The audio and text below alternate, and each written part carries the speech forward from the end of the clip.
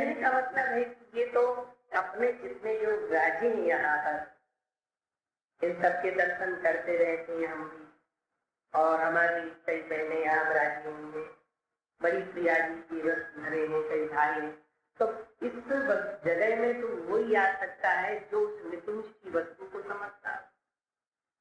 नहीं तो बहुत सी इसमें गुप्त लीलाएं जो हम उनको गोपन कर जाते हैं, उनको भी हम नहीं लेने का अधिकार समझते अपना न श्रवण कर।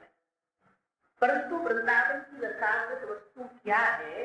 इस गीता सुनने का फल, रामायण सुनने का फल, भागवत सुनने का फल और संस्कृत आचार्य पुराणों की वाणी कथा को श्रवण करने के बाद जब वह गुरु आचार्यों के चरणों में लुंठित तो होता हुआ और प्रिया प्रीतम का नाम स्मरण करता हुआ वृंदावन की नव निकुंज वल्लरी की प्रभा को दृष्ट करते हुए और जब यमुना कटांकत होते हुए जब रसवल्लरियों में प्रवेश करता है, प्रवेश करके उसको नव समुद्र सुंदर सरोवर से रत्नांकित होता रसावल्लरी से राधा नाम के रसामृत सरोवर में जब वो एक बार स्नान कर लेता है तब इसका अधिकारी हो जाता है और उसको पता हो जाता है कि नव ये दिव्य वृंदावन रसानुभूति क्या है। बोले कि श्री निम्बार्क जी की वार्ता में है कि श्री निम्बार्क जी महाराज एक निम्ब गांव में बैठे हुए और उस बड़ वृक्ष के नीचे विराजित होते अपने सहचरी भाव में और प्रिया जी को पंखा झल रहे थे। ग्रीष्म ऋतु का समय था और पंखा झलते हुए अपने हाथों से और प्रिया जी दिव्य सहचरी भाव से सेवा में प्रस्तुत करते हुए और लाडली की तरफ देख रहे थे। लाडली जी बोलती है, लाल जी बोले लाडली से कि ये सहचरी ऐसा लगता है कि बड़ी आपकी दिव्य स्वरूपमयी है, केवल आप नेत्र केवल आपके चरणों में उसके अटक रहे, अंदर का कहीं भी नहीं है। मैंने बहुत अपनी चितवन की चटा को चलाया, अपनी मुस्कान को मुस्काया, अनेक प्रकार की भंगिमा की रस स्वरूप के लिए झलकाया, परंतु एक बार भी उसके नेत्र आपके चरणों से नहीं हटे। ये कौन सी सहचरी है? तुरंत लाडली जी ने रंग तेरी की तरफ इशारा किया, ये वही सहचरी। परंतु उसी समय में और कोई कहते हैं कि बहुत बड़ी विद्या पारंगत कस्तूरी भट्ट जी जो बड़े विद्वान थे, चारों तरफ उनकी ध्वजा फैल रही थी कीर्ति की विद्वता से, और उन्होंने कहा कि मैं किसी ने बताया कि ये परम विद्वान है श्री निम्बार्काचार्य महाराज, इनसे करिए वार्तालाप। इसलिए वो अपने बहुत से लोगों को लेकर के और बड़ी पगड़ी बांधे हुए, बड़ी स्वर्ण की छड़ी लिए हुए, पानी चबाता हुआ और बड़े वस्त्रों में उसके शरीर के सुंदर सुंदर चितलांकित होते हुए, सुंदर रेखांकित फुलवारी होते हुए और उसमें बड़ी सुंदर जरी की चमकदार चमकते और सुंदर पहरे हुए वस्त्रों के लिए चित्र की सुगंध महकती हुई। और जब वो आया निम्बार्क महाराज के पास, उस समय वो प्रिया जी की सेवा में चली।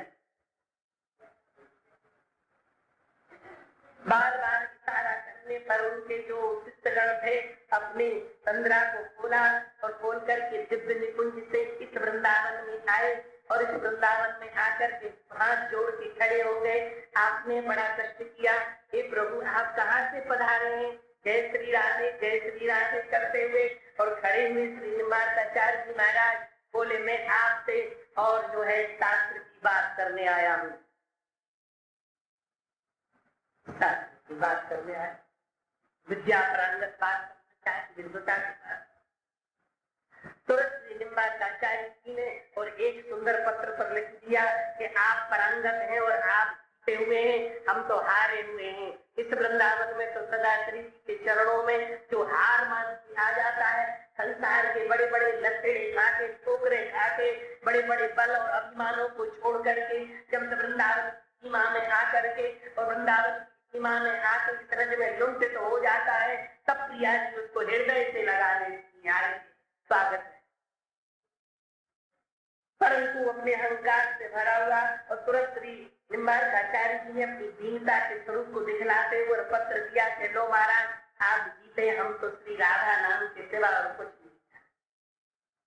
अरे कुछ तो जानते हो, कुछ तो बैठो। बोले मैं तो गोबर थापना जानती हूँ और दही बिलोना जानती हूँ। गोपुआर वो ग्वाल हमें तो बड़ा आपका विद्वता का प्रांगत का बड़ा वो मिला, परंतु तो समझ में नहीं आया। बोले कि कहने लगे कश्मीरी भट्ट जी कि आप किस रस में रहते हैं, 9 रसों में से कौन सा रस है आपके पास में? तो श्री लिम्बाचार्य जी महाराज कहते हैं कि हम केवल रा जानते हैं, धा भी नहीं जानते हैं, और जितने रा की वस्तु तत्व को समझ लिया है, धा तक पहुंचा नहीं है, रा तक पहुंचा है। और रा के पहुंचने पर और उसमें रसामृत होकर के निरंतर पान करते हुए और वह क्रिया नित्य निबद्ध निकुंज की रस वासना में और नित्य भुला हुआ है। बोले उस रस से आगे और कोई रस है ही। उसने देखा कि लिम्बाचार्य जी के हृदय में प्रिया और प्रीतम विराजे हुए और सहचरी दिव्य स्वरूप से लहंगा और चूड़ी में सुसज्जित है, वह लुंठित होकर चरणों में गिर पड़ा।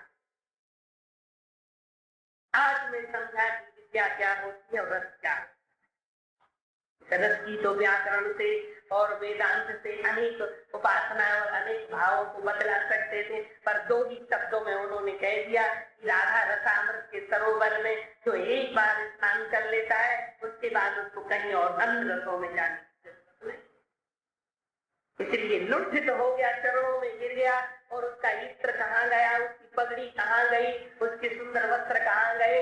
वो रज में जैसे ही लौटा, रज में लौटते हुए और स्वामी जी ने और 2 मुट्ठी जल लेकर के रज उसके ऊपर डाल दी। ऊपर डालते ही वो प्रेम में मस्त हो गया और सारी वेद और वेदांत और विद्या को छोड़ करके और श्री राधे राधे कह करके नाचने लगा। जय जय श्री राधे। इसी प्रकार बोले कि और एक कश्मीरी भट्ट और हुए जो कश्मीर से बड़े विद्वान को लेकर के चैतन्य महाप्रभु के पास गए। चैतन्य महाप्रभु के सामने पर पहुंच करके उन्होंने गंगा के एक सांस में 100 श्लोक कहे, एक साथ, क्योंकि सरस्वती सिद्ध थी। 100 श्लोक कहे, सब दंग रह गए। आकाश बड़े बहुत विद्वान जही तो प्रांगत करते भुजा फैला दिया, पर चैतन्य महाप्रभु ने इतने जल्दी 100 श्लोक कहते भय में और 2 त्रुटि निकाल करके और उनको बतला दी कि महाराज ये है गंगा शंकर की जटा में आई जरूर है, परंतु कहते हैं कि ब्रह्मा ने कमंडल में रखी, वहां से भारी रखी लाए जरूर है, परंतु शंकर की जटा में क्यों प्रवेश करें? क्योंकि शंकर की जटा में इसलिए प्रवेश करें कि नामृत और कथामृत का रस पान करते हुए निरंतर उसमें निमग्न रहते हुए शंकर भगवान निरंतर उसमें मस्त होकर प्रिया और प्रीतम की भावना में डूबे हुए सखी स्वरूप में निरंतर वृंदावन की उपासना में भूले हुए रहते हैं। इसलिए जटाओं में सदा रस का प्रखर होता रहता है और रस के सरोवर वहां अनेकों संसार के सरोवर समा जाते हैं जिसमें, इसलिए गंगा जी उसमें जाकर के बहुत बड़ी गीता का विस्तार कर दिया। उस समय में बची रह गया और चरणों में हीरा कि क्या। सरस्वती ने कहा कि आपके सामने आपने हमें सिद्ध करी है, ठीक है, पर वो तो राधा कृष्ण मिलित स्वरूप है, इसलिए उन महान पुरुष के सामने मैं कैसे जाती, इसलिए मैं पटाक्षेप हो गई, वही हो गई, लुंठित हो गए। प्रिया की सहचरी भूतल से आती इसलिए है जीवों के लिए प्रिया और प्रीतम के रस सरोवर में स्नान कर।